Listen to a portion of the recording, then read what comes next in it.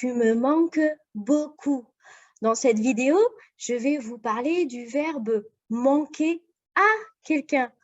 En français, sa construction n'est pas facile et c'est ce que nous allons voir tout de suite ensemble. Allez, c'est parti!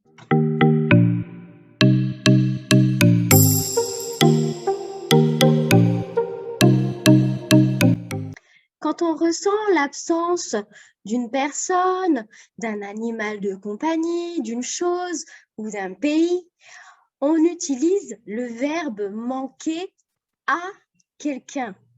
En anglais, to miss someone. Mais sa construction en français est très différente. Vous allez comprendre pourquoi. Après le verbe manquer, il y a la préposition à. Manquer à.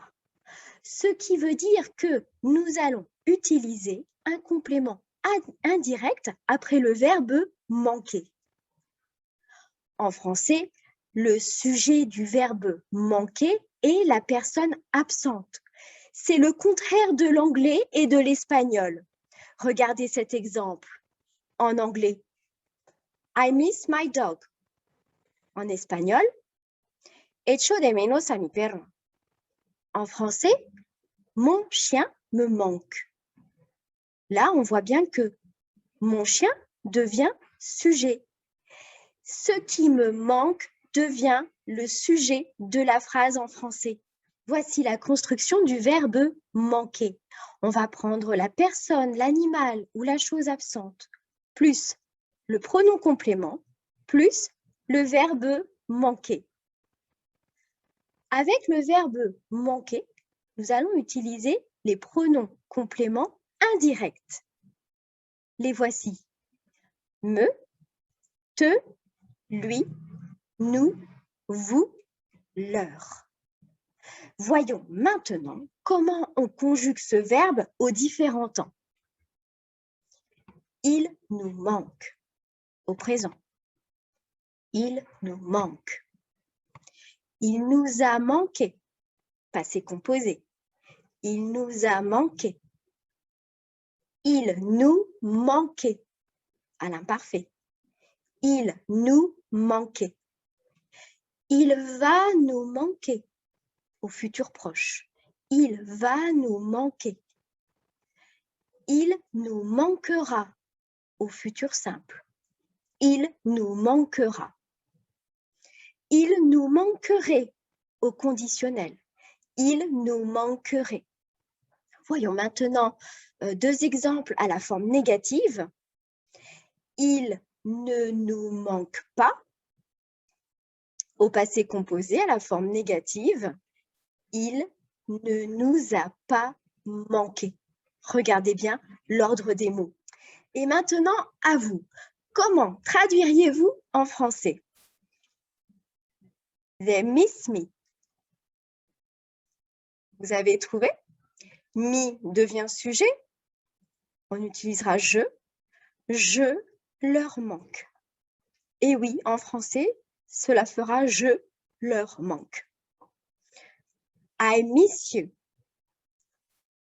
En français, tu me manques. Tu me manques. You miss me. Oui, bravo. Je te manque. Je te manque. I miss my friends. My friends devient sujet en français. Ça fera mes amis me manquent. Le sujet est pluriel, donc on mettra ENT à la fin du verbe. Mes amis me manquent. Un autre exemple. She or he misses you. En français, cela fera tu lui manques. Parce que le pronom lui peut remplacer une femme ou un homme. Donc en français, on ne sait pas de qui il s'agit, tout dépend du contexte. Un exemple. I will miss my country. My country devient sujet. Mon pays me manquera. Mon pays me manquera. You miss your best friend. Ton meilleur ami te manque. Ton meilleur ami te manque. She misses her kids. Vous avez trouvé? Ses enfants lui manquent.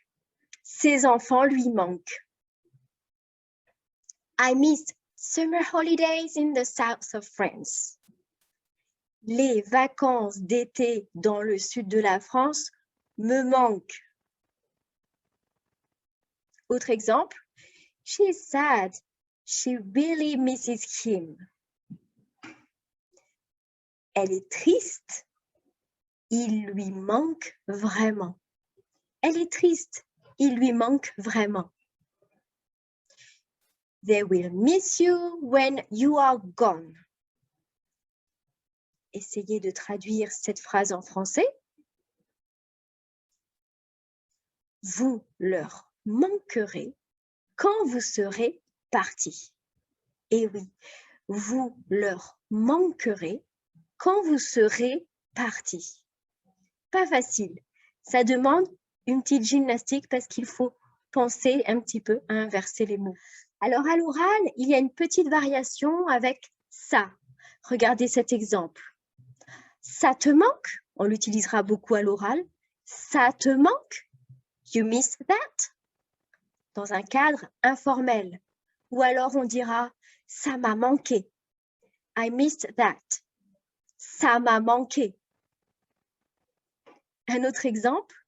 No way, I missed it too much. La Norvège, ça me manque trop.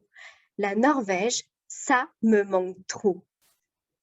Trop ici signifie beaucoup. On l'utilise beaucoup à l'oral. Voilà, j'espère que cette vidéo sur le verbe manquer à vous aura été utile. Je termine avec une citation très célèbre de Alphonse de Lamartine. Un seul être vous manque et tout est dépeuplé. It means that one person is missing and your world is a desert. À très bientôt!